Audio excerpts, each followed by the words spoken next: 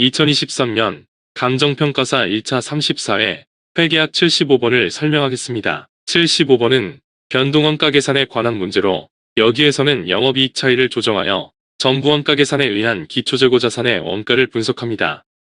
이 영상은 원가관리액의 객관식 기출문제집에 수록된 문제를 온에어 스튜디오에서 만든 음성영상 제작 프로그램을 이용하여 작성하였음을 알려드립니다.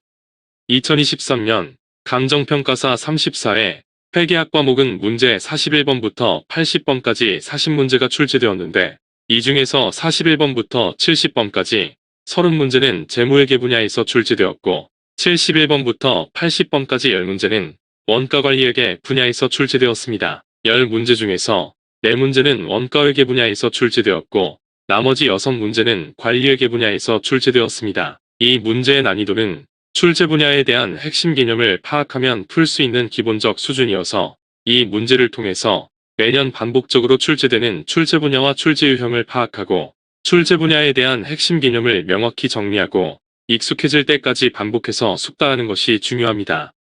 원가회계 분야의 주된 관심 분야는 제품의 원가를 계산하는 것인데 제품의 원가를 계산하는 원가회계 시스템은 분류 방법에 따라서 다양하게 분류됩니다. 원가 집계 방법에 따라서 원가회계 시스템은 개별원가 계산, 종합원가 계산, 혼합원가 계산과 역산원가 계산으로 분류하고 재고자산 평가 방법에 따라서 전부원가 계산, 변동원가 계산, 초변동원가 계산으로 분류합니다. 변동원가 계산은 관리회계의 중요한 주제인 손익분기 분석을 위한 원가 계산 방법이기 때문에 원가회계와 관리회계를 연결하는 중요한 원가 계산 방법입니다. 따라서 변동원가 계산에 관한 개념을 명확히 이해하고 이러한 개념이 익숙해질 때까지 반복해서 숙달하는 것이 중요합니다. 75번은 변동원가 계산에 관한 문제로 여기에서는 영업이익 차이를 조정하여 정부원가 계산에 의한 기초재고자산의 원가를 분석합니다. 다음은 감정평가사 시험에서 출제된 원가관리회계 분야의 연도별 기출문제를 목차별로 정리한 것입니다. 주간평은 변동원가 계산 제도에 의해 제품원가를 계산하고 있는데 여기에서는 변동원가 계산과 정부원가 계산하의 영업이익, 기말재고자산 자료를 이용하여 정부원가 계산하의 단기 기초재고자산의 원가를 분석합니다. 제조과정에는 직접재료원가, 직접노무원가, 변동, 고정제조간접원가가 발생하는데 어떤 원가를 제품원가로 간주하는지에 따라서 정부원가 계산, 변동원가 계산, 초변동원가 계산 방법으로 구분합니다.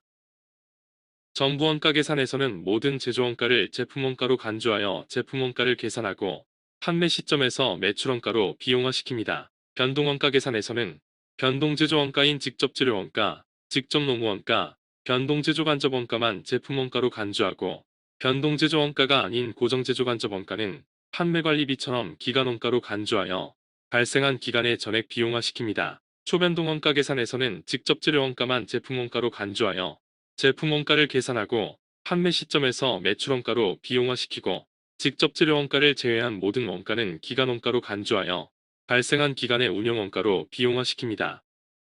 제조과정에는 직접재료원가, 직접노무원가, 변동제조간접원가, 고정제조간접원가가 발생하는데 어떤 원가를 제품원가에 포함시켰다가 판매 시점에서 비용화하는지에 따라 정부원가 계산, 변동원가 계산, 초변동원가 계산으로 분류합니다. 정부원가 계산에서는 모든 제조원가를 제품원가로 분류하여 제품원가에 포함시켰다가 판매 시점에서 매출원가로 비용화시키는 반면 변동원가 계산에서는 변동제조원가만, 초변동원가 계산에서는 직접재료원가만 제품원가로 간주하여 제품원가에 포함시켰다가 판매 시점에서 매출원가로 비용화시키고 나머지 원가는 판매관리비처럼 단기에 발생한 원가를 기간원가로 분류하여 원가가 발생한 기간에 기간원가로 전액 비용으로 비용화시킵니다. 기초재고자산이 있는 경우에 선입선출법, 가중평균법 등의 원가 흐름 과정에 따라서 기초재고자산이 비용화됩니다.